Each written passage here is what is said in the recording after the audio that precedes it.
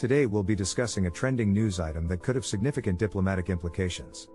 According to reports, the United States has been caught bugging South Korean officials ahead of the Korea-US summit scheduled to take place later this month. The US-South Korea alliance has been critical for maintaining stability in the region for decades. This latest development could threaten the trust and cooperation that has been built between these two important allies. To understand the implications of this intelligence leak, let's take a look at 7 previous cases where the United States was caught spying on or bugging its allies.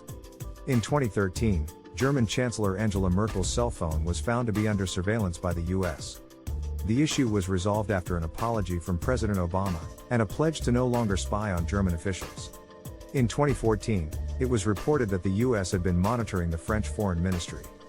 The French government responded by summoning the US ambassador to demand an explanation. In 2013, it was revealed that the US had been spying on Brazilian President Dilma Rousseff. This led to a public condemnation by the Brazilian government and the cancellation of a state visit by President Rousseff to the United States.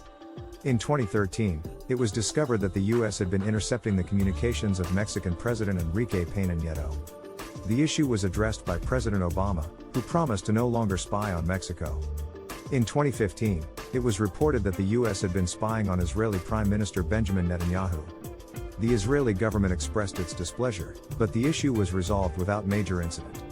In 2015, it was revealed that the US had been monitoring the communications of Japanese Prime Minister Shinzo Abe. The issue was resolved after a formal apology from President Obama.